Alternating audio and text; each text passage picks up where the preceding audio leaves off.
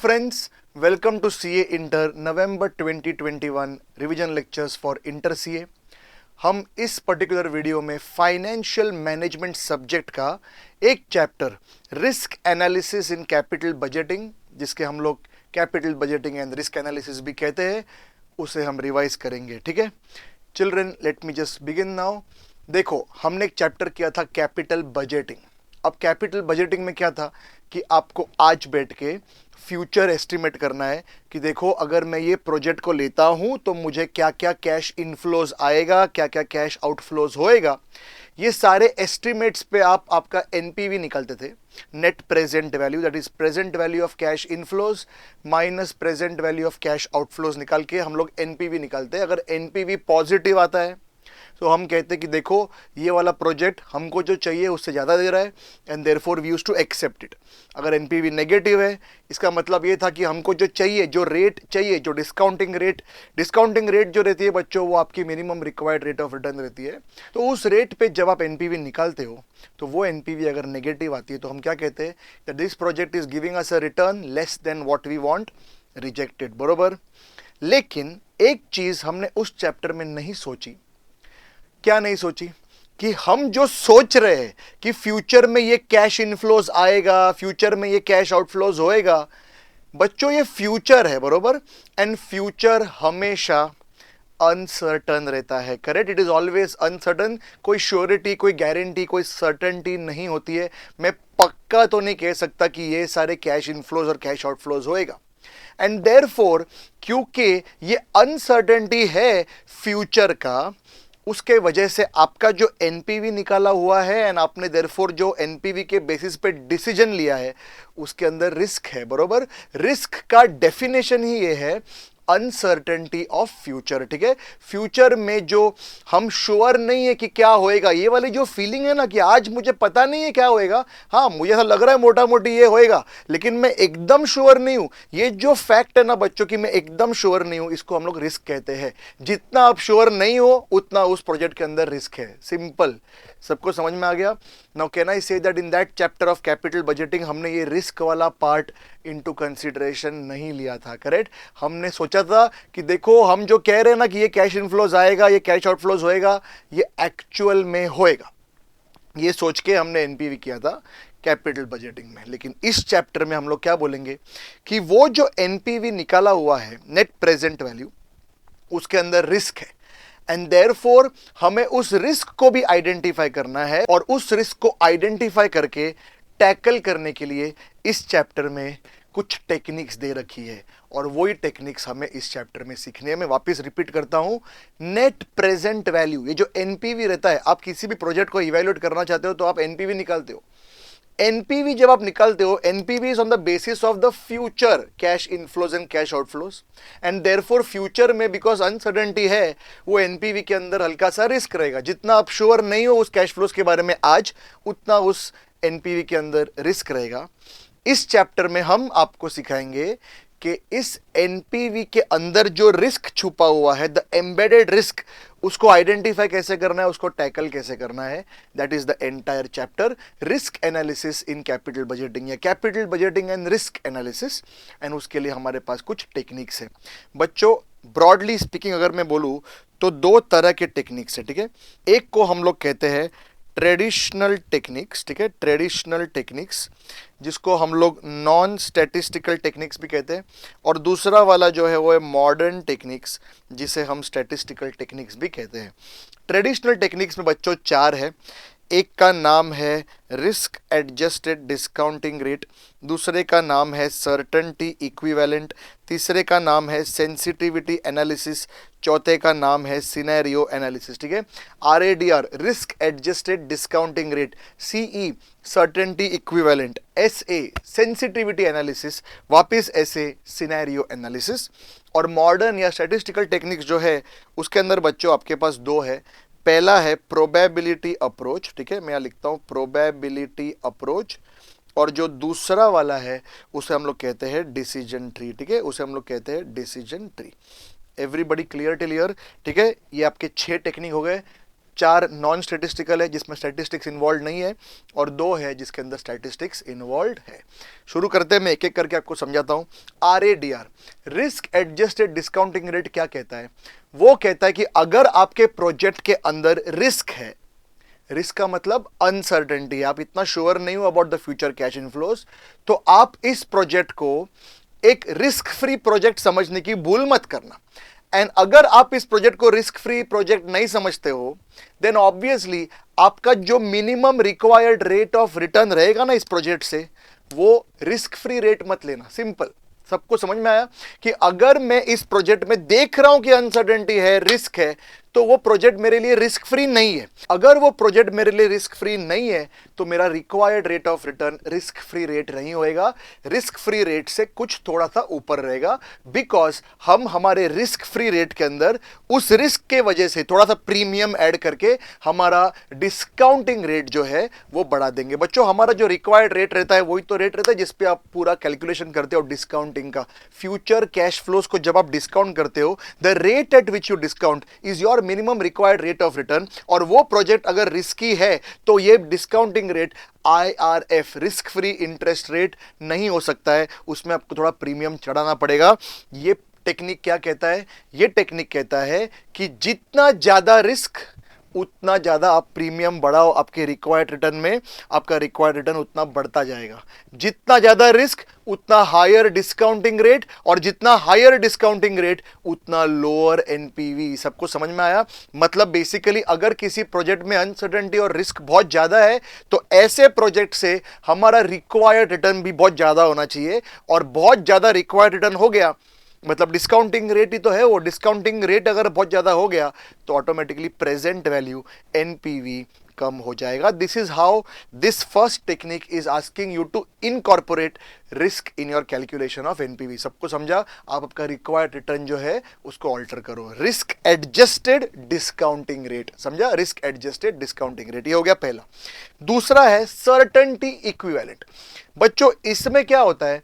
इसमें वो लोग बोलेंगे काम करो, आपके जो भी फ्यूचर कैश इनफ्लोज आपने दिखाया है ना कि ये आने वाला कैश इनफ्लोज हो या आउटफ्लोज हो, इनमें से आप कितना कैश इनफ्लोज के लिए एकदम पक्का हो, सर्टन हो, उतना ही लो, बाकी सब उड़ा दो। ठीक है? जैसे फॉर एग्जांपल मैंने आपको ऐसा बोल दिया, ईयर 3 के अंदर आई am expecting that 1 lakh rupees आएगा। ठीक है? ईयर 3 के अंदर, ईयर 3 के एंड में I am expecting to receive a cash inflow of 1 lakh. लेकिन क्वेश्चन आपको बोलता है कि आप ये 1 लाख में से सिर्फ 0.7 मतलब 70% श्योर हो। अच्छा, मतलब ये 1 लाख में से मैं अगर 70% ही श्योर हूं, 0.7 जिसको कहते हैं, तो बच्चों हमें सिर्फ वो श्योर वाला कैश फ्लो लेना है, जो पक्का वाला कैश फ्लो है ना वही लेना है, जो पक्का नहीं है उसको उड़ा दो। मतलब 1 लाख में से मैं सिर्फ 70,000 रुपया ही लूंगा, 30,000 उड़ा दूंगा। ऐसा करके मैं पूरे प्रोजेक्ट में जितने कैश फ्लोज है उसमें जहां जहां मैं पक्का हूं, जितने कैश फ्लो के लिए पक्का हूं, श्योर हूं, सर्टन हूं, उतने ही कैश फ्लोज में लूंगा। एंड उसके बाद ये टेक्निक बोलता है कि अगर आप सिर्फ पक्के वाले कैश फ्लोज लोगे ना तो वो प्रोजेक्ट आपके लिए एक रिस्क फ्री प्रोजेक्ट बन जाता है, बिकॉज उसके अंदर अभी कोई अनसर्टेनिटी नहीं है, आप जो पक्का है वही लिए हो। एंड देयरफॉर ऐसा प्रोजेक्ट जिसमें आपने सिर्फ पक्के वाले कैश फ्लोज लिए हैं, ऐसे प्रोजेक्ट को आप डिस्काउंट करो रिस्क फ्री रेट से, बिकॉज अब आपका जो रिक्वायर्ड रिटर्न रहेगा इस प्रोजेक्ट से वो रिस्क फ्री रेट होना चाहिए, उसमें कोई प्रीमियम ऐड करने की जरूरत नहीं है, बिकॉज वो प्रोजेक्ट भी आपके लिए in one sense risk free ही है, बिकॉज आपने श्योर सर्टन कैश फ्लोज ही ले रखे हैं। This is the technique certainty equivalent. इसके अंदर बच्चों वो आपको बताएंगे कि हर साल के कैश फ्लोज में कितना % आप पक्का हो। नाउ परसेंट मतलब वो लोग जनरली ऐसा देंगे 0.7, 0.6, 0.7, 0.6 का मतलब यही है कि 70% sure, 60% sure and so on. वो जो श्योरिटी वाले जो आपको कोएफिशिएंट्स दिए रहेंगे उसको आपको मल्टीप्लाई करना है by the future cash flow. जैसे मैंने आपको एग्जांपल दिया, मैंने बोला फ्यूचर कैश फ्लो है 1 लाख और वो जो कोएफिशिएंट दिया है वो 0.7 है, तो 1 lakh into 0.7 cash inflow into the certainty equivalent will give you the certain cash flow. बरोबर? ये जो 0.7 है इसे हम सर्टेनिटी इक्विवेलेंट कहते हैं, जिसको हमें फ्यूचर कैश इनफ्लो से मल्टीप्लाई करके पक्का वाला सर्टन कैश फ्लो लेने का है। एक बार आपको सर्टन कैश फ्लो मिल गया, पक्का वाला कैश फ्लो मिल गया, फिर उसको हम डिस्काउंट कर देंगे at our required rate of return जो रिस्क फ्री रेट होएगा, that is this certainty equivalent. दूसरा वाला, तीसरा वाला जो है वो सेंसिटिविटी एनालिसिस है। ये क्या बोलता है कि देखो, आप अगर किसी भी प्रोजेक्ट का नॉर्मल कैपिटल बजटिंग चैप्टर के हिसाब से एनपीवी निकालते हो तो खुद को पूछो कि ये एनपीवी बनाने में कौन से फैक्टर्स का योगदान है। बहुत सारे फैक्टर्स हो गए, जैसे इनिशियल इन्वेस्टमेंट हो गया, लाइफ ऑफ प्रोजेक्ट हो गया, कॉस्ट ऑफ कैपिटल हो गया, number of units sold every year हो गया, selling price per unit every year हो गया, variable cost per unit every year हो गया, सैलवेज हो गया, फिक्स कॉस्ट पर एनम हो गया। ये सारी चीजें हैं, करेक्ट, जिनके वजह से आपका एक फाइनल एनपीवी बनता है, और ये सारी चीजें आपने आज बैठ के एस्टिमेट की है, बरोबर। फिर ये टेक्निक क्या बोलता है कि एक काम करो, अभी इसमें से कोई भी एक उठाओ और सोचो कि वो एडवर्सली चेंज होता है तो आपके एनपीवी पे क्या फटका पड़ेगा। एडवर्सली चेंज होता है मतलब, फॉर एग्जाम्पल मैंने अगर सोचा सेलिंग प्राइस पर यूनिट को पकड़ते हैं, अब लेट से मैंने जो एनपीवी बनाई थी वो NPV selling price per unit 10 रुपए लेके बनाई थी every year for all units.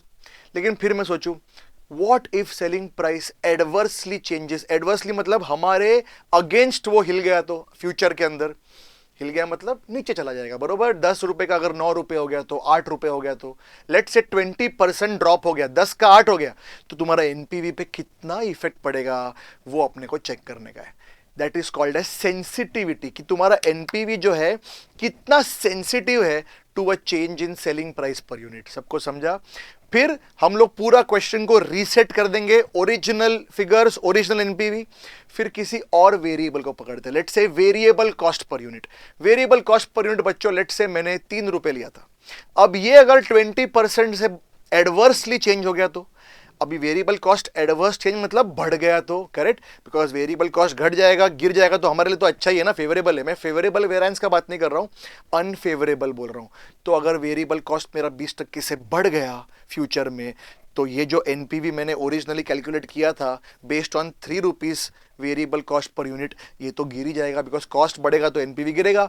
तो वेरिएबल कॉस्ट के 20% बढ़ने से एनपीवी कितना गिरता है वो चेक करना है। How sensitive NPV is to a change in one particular factor at a time, at one time कोई एक ही चेंज करके देखने का है। Everybody understood? That is this sensitivity analysis. और चौथा जो है सिनेरियो एनालिसिस। सिनेरियो एनालिसिस के अंदर बच्चों कुछ नहीं है, वो लोग सिर्फ इतना बोलेंगे कि देखो आप ये प्रोजेक्ट अगर लेते हो तो ये भी हो सकता है, ये भी हो सकता है, ये भी हो सकता है, ये भी हो सकता है। तो ठीक है, ये 4 सिनेरियो हो गए, तो चारों सिनेरियो का अपना अपना एनपीवी निकलेगा। ये हो गया तो ये एनपीवी है, ये हो गया तो ये एनपीवी है, ये हो गया तो ये एनपीवी है, ये हो गया तो ये एनपीवी, और कुछ भी नहीं। It is just telling you that there are different scenarios and each scenario has its own NPV। और कुछ ज़्यादा है नहीं इसमें, एक NPV नहीं आएगा इसमें, बहुत सारे NPV, जितने सिनेरियो आएंगे उतने NPVs हो जाएंगे। Everybody clear? सिनेरियो में कुछ भी दे सकते हैं। यहाँ पे अभी अपने पास जो एक क्वेश्चन है इन द इंस्टीट्यूट्स मटेरियल, उसके अंदर तो उन्होंने सिनेरियो ऐसा दिया है कि worst, most likely and best, कि अगर वर्स्ट केस हो गया तो ये, मोस्ट लाइकली हुआ तो ये, बेस्ट हुआ तो ये, कुछ भी आ सकता है। कल को summer, winter, rainy, any condition can come, कोई बड़ी बात नहीं है। जो भी कंडीशन दिया है उसके हिसाब से जो कैश फ्लोस दिया है उसका एनपीवी निकाल दो, और आपके पास जितने सिनेरियो रहेंगे उतने आपके एनपीवी बन जाएंगे। Everybody clear? ग्रेट। फिर हम जाते हैं टुवर्ड्स प्रोबेबिलिटी अप्रोच।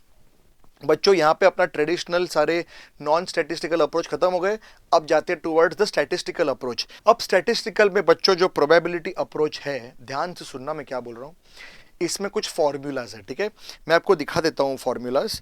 एक है एक्स बार, ओके, जिसको हम लोग मीन कहते हैं, मीन, ठीक है, एक्स बार डिनोट होता है, उसको कहते हैं मीन, जिसको हम लोग अपने चैप्टर में एक्सपेक्टेड एवरेज कहते हैं, ठीक है, एक्सपेक्टेड एवरेज कहते हैं। भले वो एक्सपेक्टेड एवरेज एनपीवी हो या कैश इनफ्लो हो, कुछ भी हो सकता है, डिपेंड्स ऑन एक्स क्या है। उसका फॉर्मूला है बच्चों समेशन पी एक्स, ठीक है, समेशन पी एक्स। अब इसको कैसे यूज करना है, सिंपल, तो मैं यहाँ लिखता हूँ कंडीशन, ठीक है, मैं यहाँ लिखता हूँ कंडीशन। अब कंडीशन मतलब सिनेरियो ही हो गया, सिनेरियो जैसे मैंने आपको पहले बताया था कि ये भी हो सकता है, वो भी हो सकता है, कंडीशन।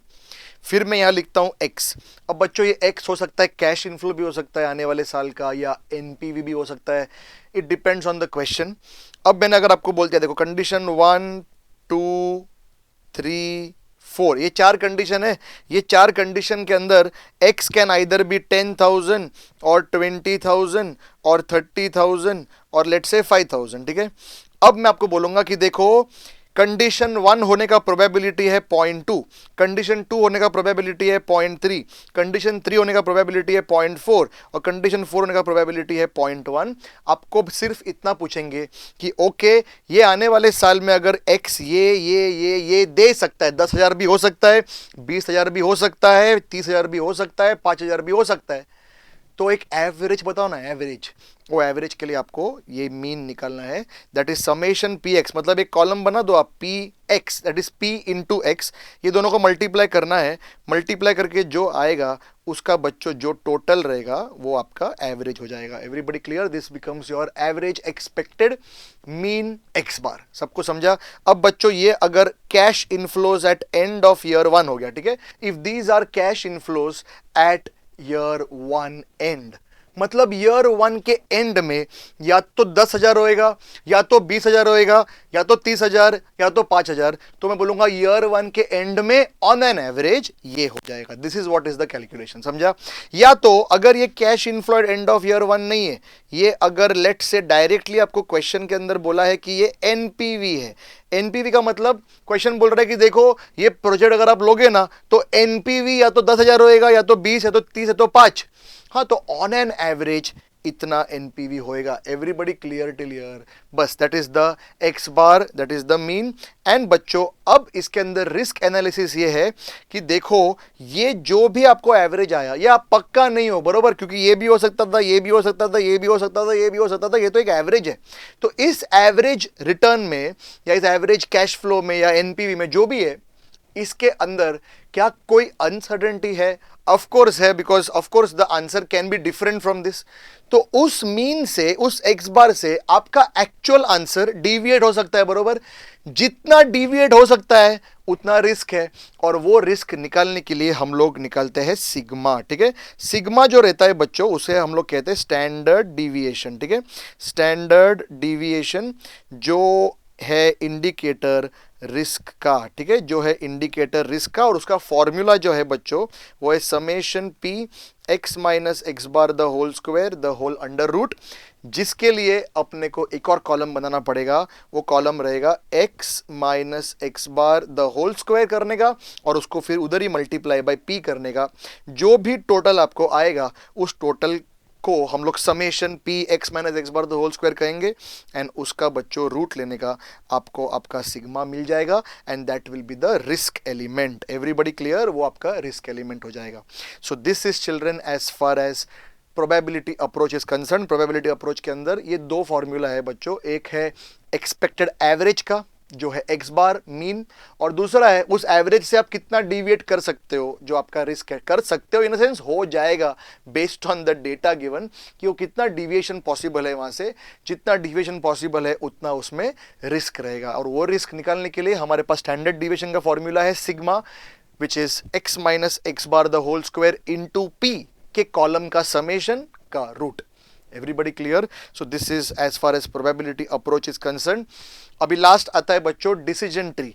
अब डिसीजन ट्री बच्चों उसमें ना क्या करने का है, वो प्रोबेबिलिटी अप्रोच जैसा ही है। देख लेना यहाँ पे कि मैंने अगर तुमको बता दिया कि देखो एक प्रोजेक्ट है जिसका लाइफ 2 साल है, तो मैं यहाँ पे एक ट्री बनाता हूँ। देखो यहाँ पे I will write down your decision tree, ठीक है। डिसीजन ट्री, इसमें क्या करना है, देखो मैंने अगर यहाँ लिख दिया ईयर 0, ईयर 1, ईयर 2, ठीक है। तो ईयर 0 में बच्चों कहना इसे लेट से मैं 1 लाख रुपए इन्वेस्ट करता हूं, ठीक है, 1 लाख रुपया। फिर क्वेश्चन बोलेगा कि अगर आपने ईयर 0 मतलब आज 1 लाख रुपए इन्वेस्ट किया, तो ईयर 1 में या तो आपको लेट से 1,50,000 मिलेगा, या तो आपको 60,000 मिलेगा, ठीक है। फिर वो बोलेगा कि अगर ईयर 1 में 1,50,000 मिल रहा है, तो ईयर 2 में या तो आपको 2 लाख मिलेगा, या तो आपको लेट से 1,20,000 मिलेगा। और अगर ईयर 1 में आपको 60,000 मिला, तो ईयर 2 में या तो आपको 80,000 मिलेगा, या तो आपको लेट से 50,000 मिलेगा। ये क्वेश्चन में डेटा दिया रहेगा। तो बच्चों आपको ट्री कैसे बनानी है, देखो ना, 1 लाख से या तो ये होएगा या तो ये होएगा, 1,50,000 से या तो ये होगा या तो ये होएगा, 60,000 से या तो ये होएगा या तो ये होएगा। Everybody clear? So this is the tree that you have to draw. Correct? ये आपके ब्रांचेस हो गए।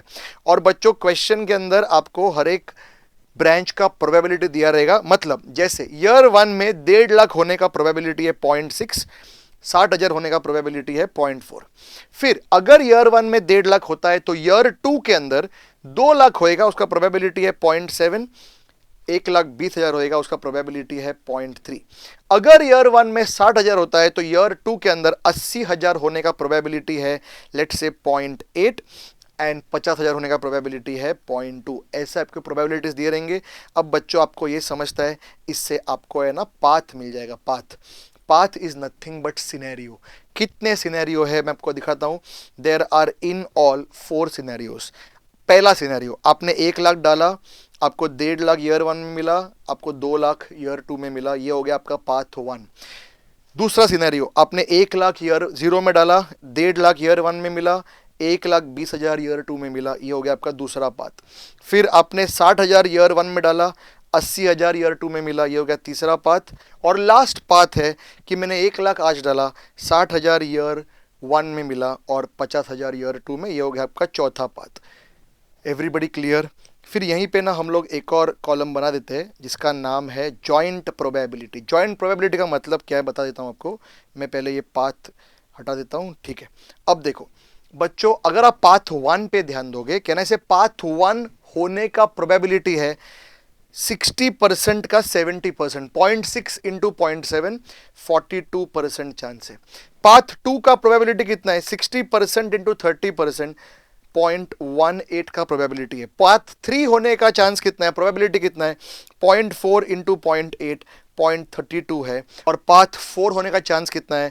0.4 into 0.2, that is 0.08। Total of all probabilities of course will be 1। ठीक है ना? तो ये आपके प्रोबेबिलिटीज हो गए।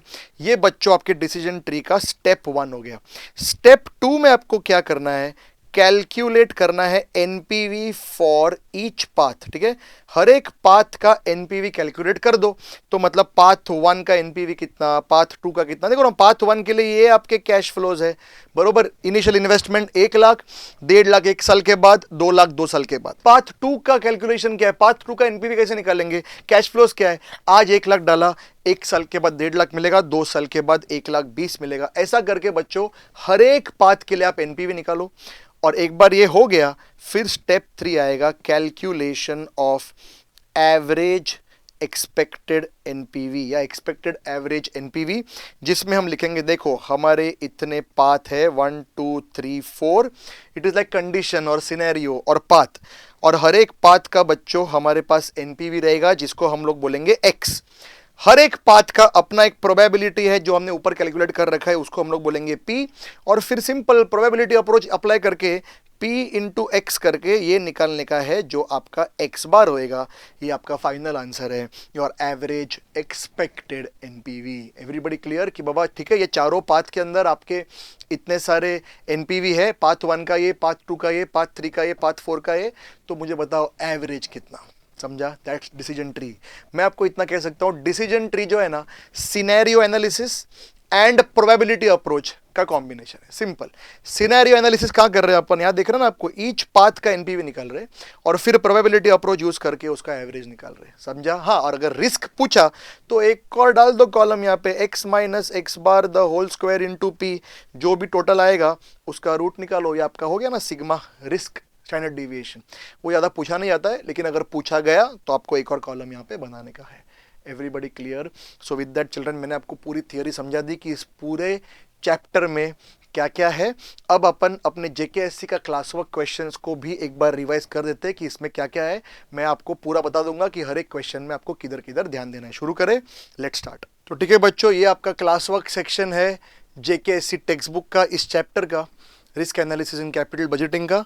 एक एक करके अपन डिस्कस करते हैं। ये जो क्वेश्चन नंबर 1 है वो रिस्क एडजस्टेड डिस्काउंटिंग रेट का क्वेश्चन है, जहाँ पे उन्होंने तुमको बोला कि देखो ये आपका इनिशियल इन्वेस्टमेंट है, ये रिस्क फ्री रिटर्न है, और जो प्रीमियम है वो 60% एक्स्ट्रा है। मतलब रिस्क के हिसाब से आपको 60% और मांगना चाहिए। तो वो कहते हैं कि आप एनपीवी निकालो, रिस्क फ्री रेट पे भी करो और रिस्क एडजस्टेड डिस्काउंटिंग रेट पे भी करो, मतलब आपको पहले एनपीवी निकालना है 7% पे, that is risk free rate, and then आपको एनपीवी निकालना है 7% प्लस 7%, मतलब 14% पे। Everybody clear? सो ये था आपका क्वेश्चन नंबर 1 RADR। जाते क्वेश्चन नंबर 2। बच्चों क्वेश्चन नंबर 2 भी रिस्क एडजस्टेड डिस्काउंटिंग रेट पे ही है। इसमें बच्चों उन्होंने तुमको 3 प्रोजेक्ट दे रखे हैं एक्स, वाई एंड जेड, जिसमें ये कोएफिशिएंट ऑफ वेरिएशन आपको दिख रहा है सीवी। नाउ सीवी जो है बच्चों, इसका फॉर्मूला है सिग्मा अपॉन एक्स बार, ठीक है। और सिग्मा अपॉन एक्स बार जो होता है, it is an indicator of risk, ठीक है। इंडिकेटर ऑफ रिस्क कैसे होगा? जैसे मैंने आपको बोल दिया कि देखो there are 2 projects A and B. एक का CV लेट से बच्चों 3:1 है और दूसरे का CV 2:1 है। What is the meaning of that? मतलब A में फॉर एवरी 1 रिटर्न एक्स बार 3 का सिग्मा है, रिस्क है, और B में फॉर एवरी 1 रिटर्न 2 का ही सिग्मा है। तो कहना इसे कंपेयर करेंगे दोनों को, तो B appears to be less risky, and therefore बोलने का पॉइंट यही है कि यहाँ पे जो ये CV है ना, ये आपका रिस्क इंडिकेटर है। एंड देयरफॉर क्या आपको समझ में आता है कि एक्स, वाई एंड जेड में एक्स सबसे रिस्की है, जेड सबसे कम रिस्की है, और वाई किधर तो बीच में है। और उन्होंने बोला कि उसके रिस्क के हिसाब से तुम्हारा जो है रिक्वायर्ड रिटर्न गिना जाएगा। तो अगर आपका रिस्क 1.2 है तो आपका रिक्वायर्ड रिटर्न 16% होएगा। चिल्ड्रन, डू यू रियलाइज आप x को 16% पे कैलकुलेट करोगे एनपीवी। फिर y का अगर 0.8 है तो 0.8 के लिए रिक्वायर्ड रिटर्न आपका 14% है, तो बच्चों कहने से y आप 14% पे करोगे। और z का 0.4 होने के वजह से उसका रिक्वायर्ड रिटर्न 12% होएगा। आप z को 12% पे कैलकुलेट करोगे एनपीवी। तो अगर मैं x की बात करूं तो कहना इसे एनुअल कैश फ्लो दिया है, तो हम PVAF यूज करेंगे, और वो PVAF भी दे रखा है। So children, do you realize NPV of x at the rate 16% will be 70,000 into 3.274। ये उसको टोटल PV of CI दे देगा, minus 2,10,000 into 1 will give you the NPV for x। ऐसे बच्चों आपको तीनों प्रोजेक्ट का एनपीवी निकालना है, ठीक है। ये है आपका क्वेश्चन नंबर 2।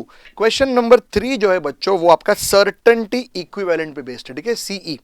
इसमें उन्होंने बोला कि देखो आपके 2 प्रोजेक्ट है M और N, ये M का PV ऑफ CO, ये N का PV ऑफ CO। फिर 3 साल का लाइफ दिया और कैश इनफ्लोज दिया है, लेकिन उस कैश इनफ्लोज में पूरा सर्टेनिटी नहीं है, ये सर्टेनिटी इक्विवेलेंट दे रखा है। तो बच्चों अगर आपको याद होगा, you have to multiply the cash flow by the certainty equivalent, तब जाके आपको सर्टन कैश इनफ्लो मिलेगा।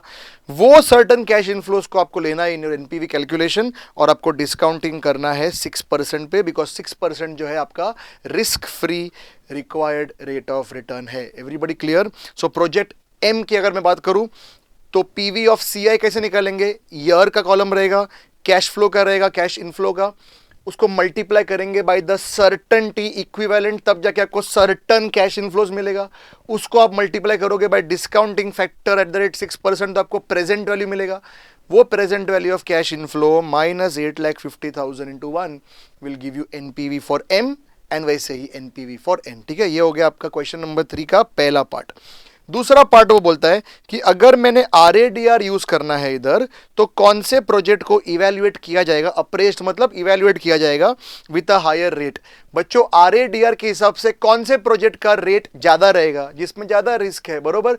जिसमें रिस्क ज्यादा है उसका RADR ज्यादा रहेगा, जिसमें रिस्क कम है उसका RADR कम रहेगा।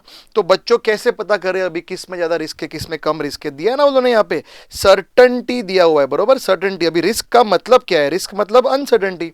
देखो बताता हूं, आप क्या करने का, ये M का जो है ना, ये तीनों का टोटल लेने का। देखो 0.8 प्लस 0.7 प्लस 0.5, ये हो गया 2, और N का अगर मैं करूं तो 0.9 प्लस 0.8 प्लस 0.7, तो बच्चों ये आ जाएगा 2.4, ठीक है, ये आ जाएगा 2.4। आगे जा सकते हैं। अब आपको समझ में आ रहा है कि प्रोजेक्ट M के अंदर सर्टेनिटी सिर्फ 2 ही है, 2 यूनिट की है, एंड प्रोजेक्ट N में 2.4 की है। तो किस में सर्टेनिटी ज्यादा है? N में। तो किस में रिस्क ज्यादा है? M में। सबको समझ में आया? जिसमें सर्टेनिटी ज्यादा है उधर रिस्क कम है, जिसमें सर्टेनिटी कम है उसमें रिस्क ज़्यादा है एंड देयरफॉर अगर M के अंदर रिस्क ज़्यादा है, सर्टेनिटी कम है, तो उसका RADR ज़्यादा रहेगा। Everybody clear? ये था बच्चों आपका क्वेश्चन नंबर 3। जाते हैं क्वेश्चन नंबर 4 की तरफ। क्वेश्चन 4 जो है बच्चों आपका सेंसिटिविटी एनालिसिस पे बेस्ड है। उन्होंने तुमको एक बेसिक एनपीवी दिया है, डिटेल्स दिया है जिससे आप एनपीवी निकाल सकते हो प्रोजेक्ट का। यहाँ पे एक बार आपको एनपीवी मिल गया, उस एनपीवी को हम कहेंगे बेस एनपीवी। ठीक है, ये रहेगा आपका बेस एनपीवी। ये हो गया point number 1, normal capital budgeting है ये। फिर वो बोलता है find the impact on the project's NPV of a 2.5% adverse variance in each variable, which variable is having maximum effect, assume life of the project to be 3 years। तो बच्चों अभी क्या करना है यहाँ पे, देखो ध्यान से। एक बार आपको आपका बेस एनपीवी मिल गया, मैं एग्जांपल दे रहा हूँ, लेट से आपका बेस एनपीवी जो है वो ₹1 लाख आ गया। ठीक है, 1 लाख। अब वो 1 लाख जो आया है वो कहना से इन वेरिएबल्स को लेके आया रहेगा। अब एक एक करके वो वेरिएबल्स को अपन 2.5% से एडवर्सली चेंज करके देखते कि अपना एनपीवी कितना चेंज हो रहा है। फॉर एग्जाम्पल यहाँ पे मैं अगर बोलूँ सेलिंग प्राइस पर यूनिट 100 है, ये अगर 2.5% एडवर्सली चेंज हो गया, मतलब अगर गिर गया तो कहना से 97.5 होएगा। तो 97.5 रुपीस का सेलिंग प्राइस पर यूनिट पकड़ के बाकी सारे फैक्टर सेम रख के सिर्फ एसपीपीयू को चेंज करना है। अब वापिस एनपीवी निकालो, कहने से आपको एक नया एनपीवी मिलेगा। Everybody clear? ये नया एनपीवी ऑफ कोर्स ये बेस एनपीवी से कम रहेगा, तो कैलकुलेट करो ना कि आपका जो एनपीवी है वो कितने % से गिरा। Everybody clear? जब सेलिंग प्राइस पर यूनिट 2.5% एडवर्स चेंज हो गया तो आपका एनपीवी कितने % से गिरा, ये कैलकुलेट करके रख दो बाजू में। फिर वापस बेस एनपीवी पे आ जाओ। ठीक है, वापस बेस एनपीवी पे आ जाओ और अब कोई दूसरा वेरिएबल लो। लेट से बच्चों हमने फिक्स्ड कॉस्ट पर ईयर लिया है 50 करोड़।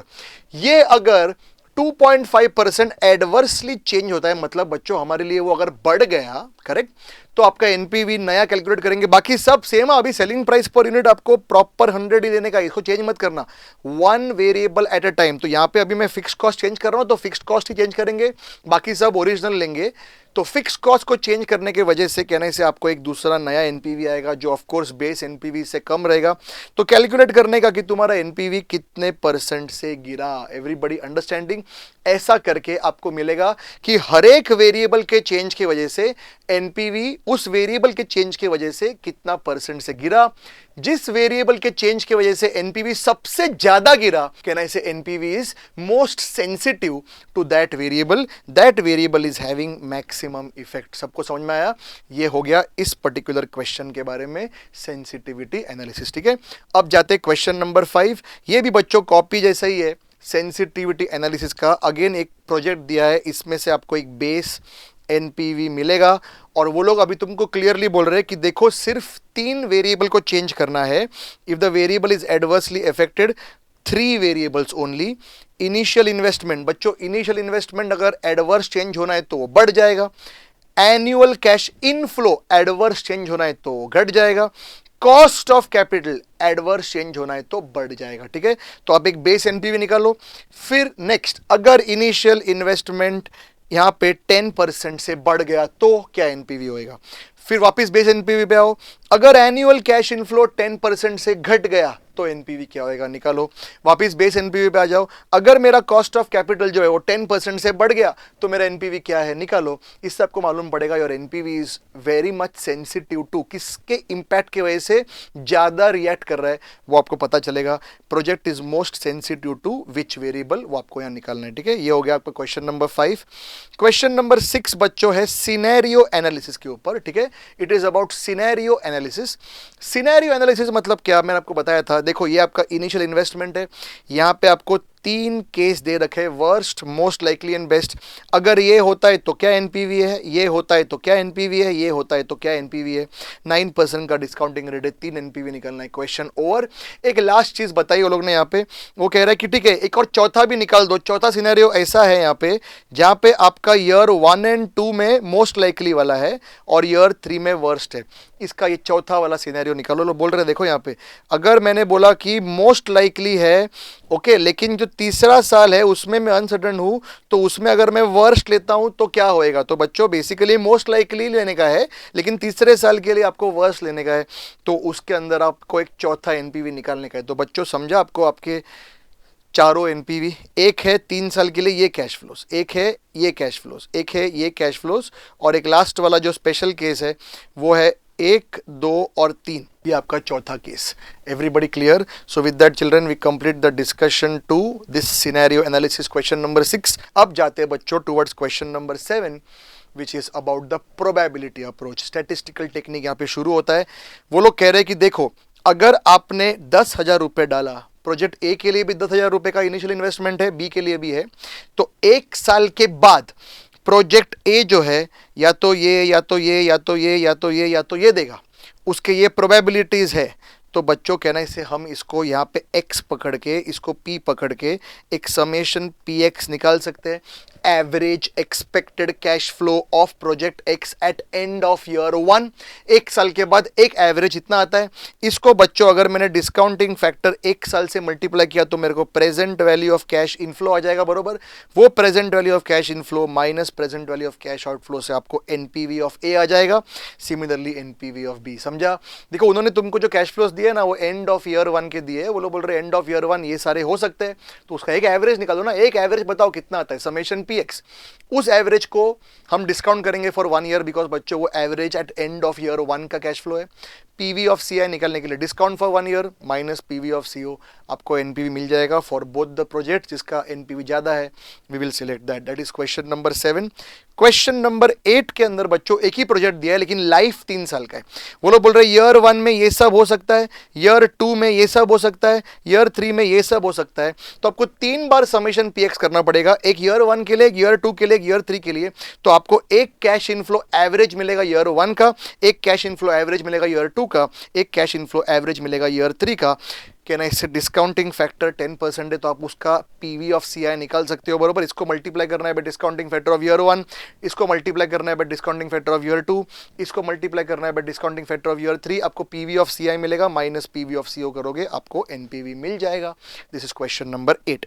क्वेश्चन नंबर 9 के अंदर बच्चों वो लोग क्या कह रहे हैं कि देखो ये आपका प्रोजेक्ट ए है, प्रोजेक्ट बी है, आप एनपीवी मत निकालो। क्वेश्चन बोल रहा है हमने ऑटोमेटिकली आपको एनपीवी निकल के ही दिया है। वो लोग लेकिन बोल रहे कि एनपीवी ये भी हो सकता है, ये भी हो सकता है, ये भी हो सकता है, ये भी हो सकता है। हाँ तो ठीक है, हम इसका समेशन px निकालते हैं ना। Here we will take the NPV as x, ये p हो गया, समेशन px करके आपको एक एवरेज एक्सपेक्टेड कैश फ्लो नहीं, सीधा एनपीवी मिल जाएगा। Everybody clear? तो वैसे आपको एक समेशन px करने से प्रोजेक्ट ए का एक्सपेक्टेड एवरेज एनपीवी मिलेगा, एंड समेशन px करने से आपको प्रोजेक्ट बी का एक एवरेज एक्सपेक्टेड एनपीवी मिल जाएगा। Everybody clear till here? ये है आपका पॉइंट नंबर 1। पॉइंट नंबर 2 में वो पूछता है उसका रिस्क भी निकालो। हाँ तो बच्चों जब भी आप समेशन px कर रहे हो उसके बाजू में एक और कॉलम बना दो ना। ए के लिए अलग करना पड़ेगा, बी के लिए अलग करना पड़ेगा। ए के लिए कॉलम बना देना x minus x bar the whole square into पी, टोटल जो रहेगा उसका रूट मार दो, वो आपका सिग्मा हो गया, बरोबर। This is the sigma that they are asking. फिर तीसरा पॉइंट वो बोल रहे हैं what is the profitability index. ना बच्चों हमको मालूम है कि profitability index is nothing but PV of C I upon PV of CO. अब बच्चों दोनों प्रोजेक्ट का अपने पास पीवी ऑफ सीओ तो पड़ा ही है यहाँ पे, बरोबर। पीवी ऑफ सी आई कैसे निकालेंगे children? Can I say that PV of C I जो है इज नथिंग बट जो भी आपका पीवी ऑफ सी ओ है प्लस एनपीवी, बरोबर। एनपीवी तो आपके पास है ही ना पॉइंट नंबर 1 से, वो NPV plus PV of C ओ कर दिया तो आपको पीवी ऑफ सी आई आ जाएगा, and that PV of C I upon PV of C O will give you P I. और फिर बोलता है which project do you recommend, जिसका एनपीवी ज़्यादा रहेगा वी विल रिकमेंड दैट। अगर दोनों का एनपीवी सेम है तो जिसका रिस्क कम रहेगा we will recommend that. Everybody clear? तो that was the discussion to question number 9। अब जाते हैं टुवर्ड्स क्वेश्चन नंबर 10। बच्चों क्वेश्चन नंबर 10 भी एक वेरी सिमिलर क्वेश्चन है प्रोबेबिलिटी अप्रोच पे, जहाँ पे उन्होंने तुमको बोला कि देखो ये आपका जो है इनिशियल इन्वेस्टमेंट है दोनों प्रोजेक्ट का, ए हो या बी हो, और उन्होंने तुमको बोला है लाइफ अभी 5 साल का है। तो वो लोग क्या कह रहे हैं कि देखो प्रोजेक्ट ए के बारे में बताता हूँ आपको कि प्रोजेक्ट ए में या तो आपको 6 लाख रुपया पर एनम मिलेगा, या तो आपको 4 लाख रुपया पर एनम मिलेगा, या तो आपको 2 लाख रुपये पर एनम मिलेगा। ये आपका एक्स है, ये आपका पी है। कहने से आप समेशन पी एक्स करके एक average cash inflow per annum निकाल सकते सकते हो। वो जो average cash inflow per annum रहेगा उसको मल्टीप्लाई करना by the annuity factor, not discounting factor ना, हर साल का कैश फ्लो है, multiply by annuity factor of 7% for 5 years, तो आपको पीवी ऑफ सी आई मिल जाएगा, माइनस पीवी ऑफ सीओ करेंगे तो आपको एनपीवी मिल जाएगा दोनों प्रोजेक्ट का। Everybody clear? This was as far as question number 10 is concern. अब जाते हैं towards the last question, question number 11। ये बच्चों आपका डिसीजन ट्री का क्वेश्चन है, ठीक है, डिसीजन ट्री। इसमें वो लोग कहते हैं कि देखो ईयर 0 में आपका 1 लाख इन्वेस्ट करना है, और फिर वो कहते हैं कि 3 probable cash flow scenarios are given below, life is 5 years. तो वो कहते हैं कि आपका ट्री कैसे बनेगा। आपने आज अगर 1 लाख इन्वेस्ट किया तो या तो आपको 20,000 पर एनम मिलेगा, या तो आपको 30,000 पर एनम मिलेगा, या तो आपको 40,000 पर एनम मिल जाएगा, जिनके आपको प्रोबेबिलिटीज दे रखे हैं। हाँ, एक चीज आपको समझ में आना है यहाँ पे कि अगर आपका ईयर 1 में 20,000 है तो पांचों साल 20,000 है, अगर ईयर 1 में 30,000 है तो पांचों साल कंफर्म 30,000 है, और ईयर 1 में अगर 40,000 है तो पांचों साल 40,000 है, उनका प्रोबेबिलिटीज दिया है। ऑल्सो वो लोग कह रहे हैं कि अगर आपका ईयर 1 में 20,000 है और पांचों साल 20 होता है तो पांचवें साल के बाद सैलवेज नहीं मिलेगा, 0। अगर आपका स्ट्रीम 30,000 का है तो पांचवें साल के बाद सैलवेज मिलेगा 20,000। अगर आपका स्ट्रीम 40,000 पर एनम है तो पांचवें साल के बाद मिलेगा 30,000। Find the probable NPV. बच्चों यहाँ पे 3 पाथ है, बरोबर, मैंने आपको बताया था। स्टेप 1 थे वो ट्री बनाने का, वो ट्री में आपको 3 पाथ मिलेंगे और उसके प्रोबेबिलिटीज तो दे ही रखे हैं यहाँ पे 0.1, 0.7 एंड 0.2। फिर स्टेप 2 में बच्चों हर एक पाथ का हम एक एनपीवी निकालेंगे। फॉर एग्जाम्पल मैं पाथ 1 का अगर बात करूं तो एनपीवी रहेगा 20,000 into PVF minus initial investment into 1। Path 2 का बात करूं तो 30,000 into PVF plus 20,000 into discounting factor of 5th year, बरोबर। ये होगा total PV of CI minus PV of CO. ऐसे करके बच्चों अपने को तीनों एनपीवी मिल जाएगा। एक बार तीनों एनपीवी मिल गया तो बच्चों स्टेप 3 में हम एवरेज एनपीवी निकाल लेंगे, बिकॉज हमारे पास 3 एनपीवीज है, तीनों के पाथ के प्रोबेबिलिटीज है।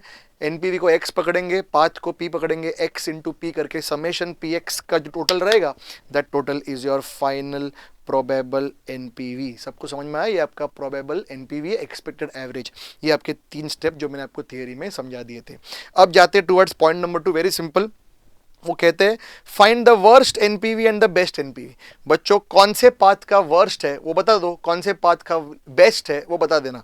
Children I am pretty sure आपको समझ में आ रहा होगा कि यहाँ पे पाथ 1 जो है उसमें सबसे कम कैश फ्लोज है। सो पाथ 1 में आपका जो भी एनपीवी आएगा वो आपका वर्स्ट रहेगा, बरोबर। ये देखो, ये स्टेप नंबर 2 में आपने तीनों पाथ का एनपीवी निकाल दिया रहेगा, बरोबर। इसमें ये जो पाथ 1 का एनपीवी रहेगा वो आपका वर्स्ट एनपीवी रहेगा। एंड ऑफ कोर्स पाथ 3 में सबसे ज्यादा कैश फ्लोज है तो वो वाला जो एनपीवी रहेगा वो बेस्ट रहेगा। Everybody clear? और अब वो बोलते हैं what is the probability of the worst if the cash flows are perfectly positively correlated over time. हाँ, तो बच्चों वर्स्ट पाथ का जो प्रोबेबिलिटी है वो ऑफ कोर्स 0.1 ही तो है, बरोबर। वो 0.1 है और कुछ बोलने जैसा है नहीं। What is the meaning of perfectly को रिलेटेड? मतलब क्या?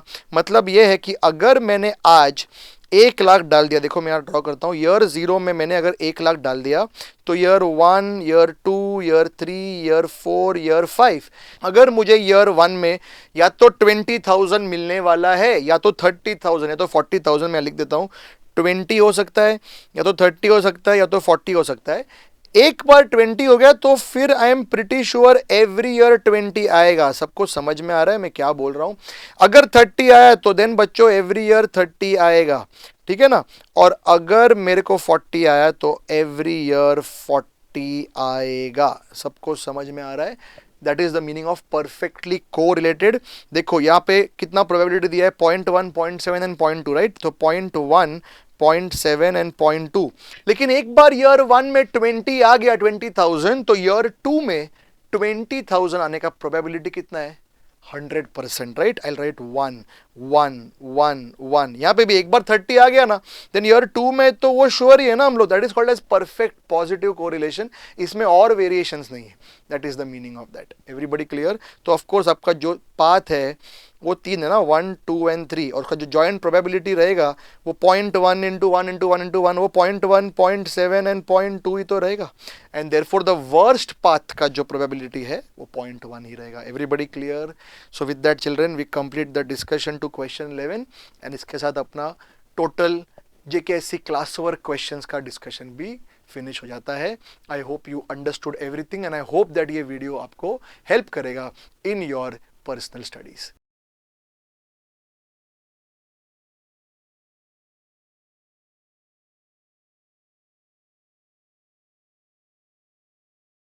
Hello friends, welcome to a new question based on this concept of sensitivity analysis. This question is a slightly different question than the previous one. Children, I first of all request everyone to pause the video and read the question carefully and then we'll start. Please start.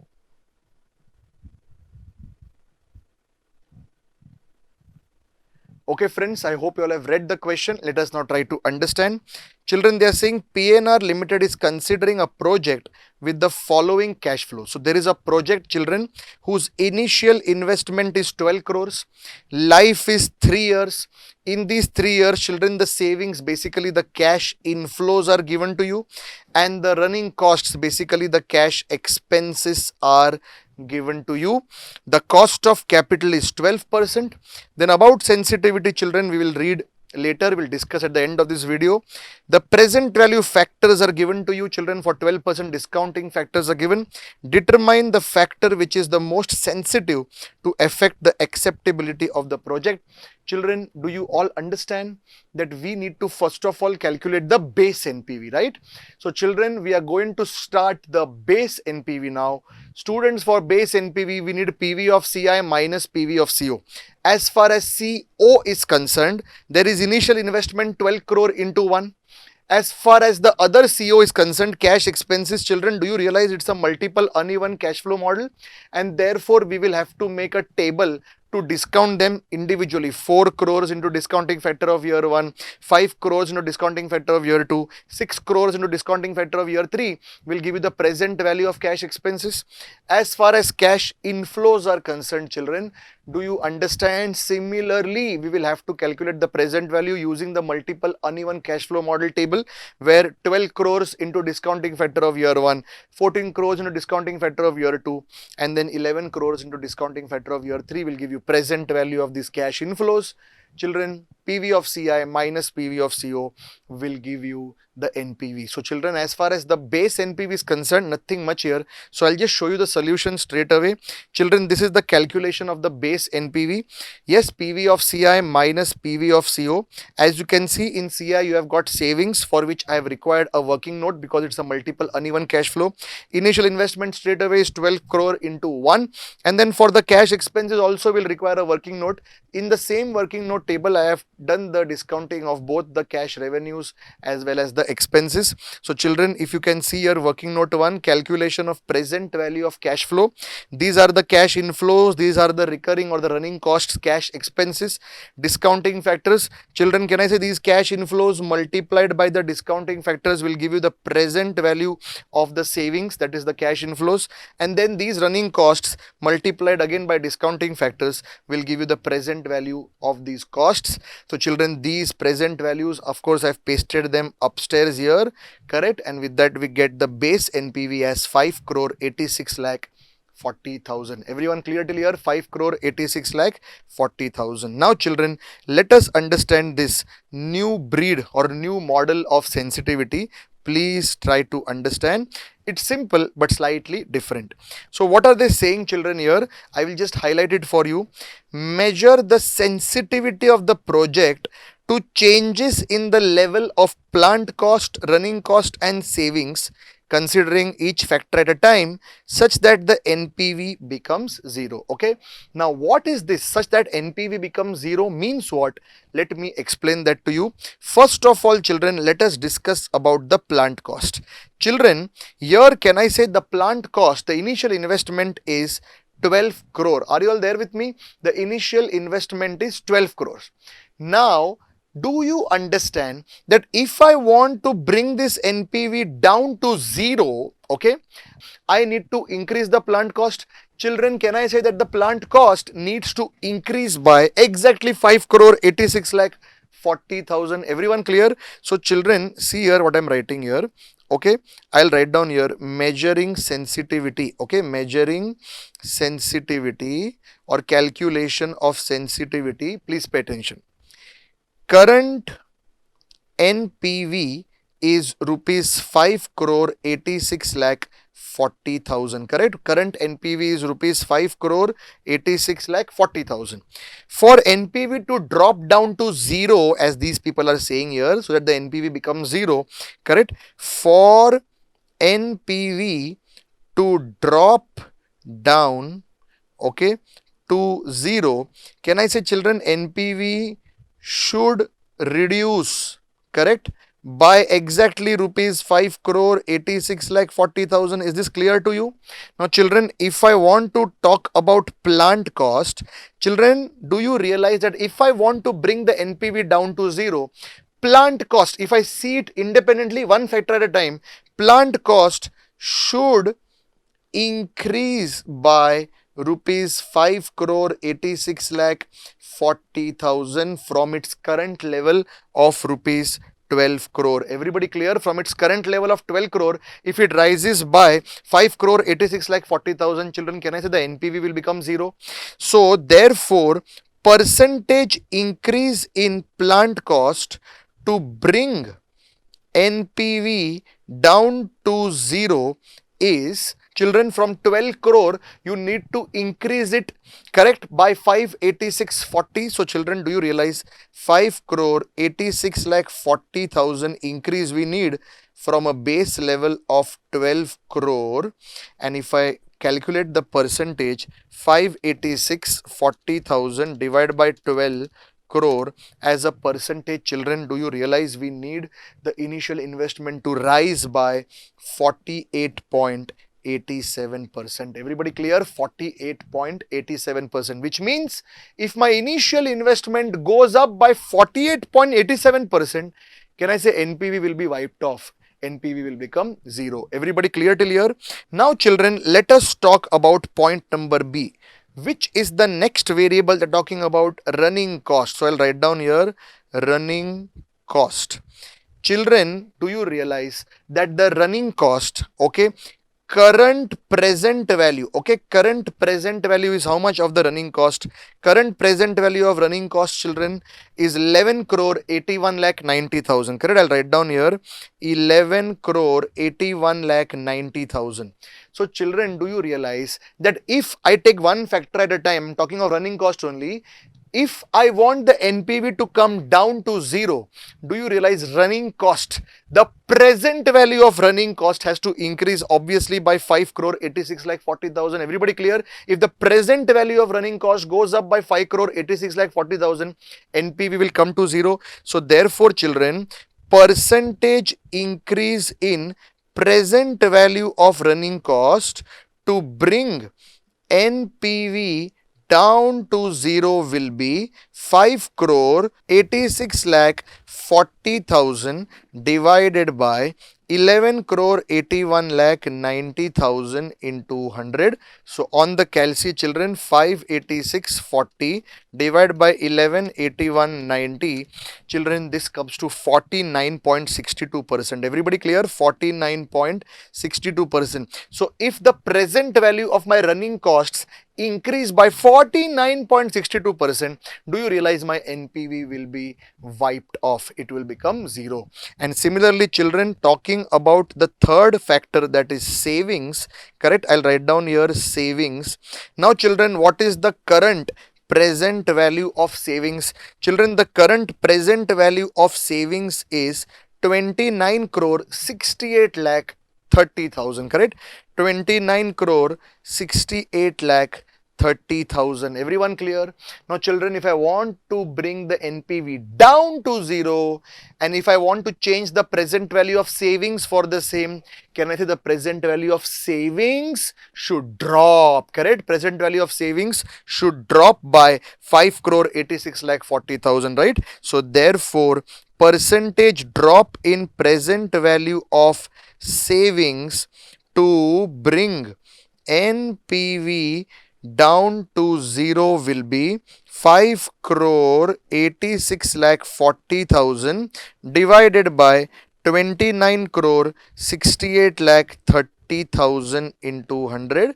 correct? This much drop in the present value of savings will be required to wipe out the NPV. So 586.40 divided by 2968.30, children, this will come to 19.76%, correct? 19.76%, which means if the present value of savings drop by 19.76%, your NPV will be wiped out. Everybody clear? NPV will become zero. Now they are asking you, determine the factor which is most sensitive.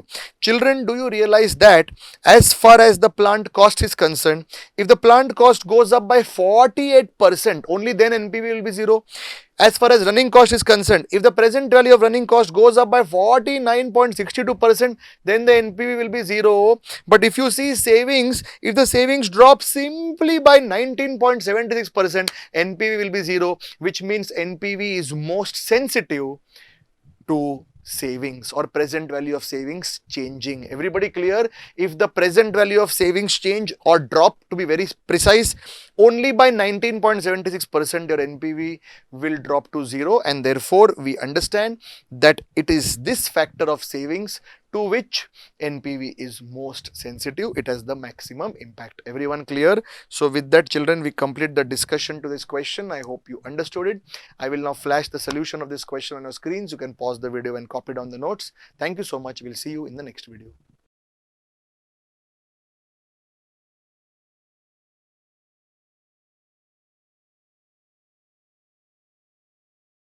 Thank you very much. See you. Take care and all the best for your exams.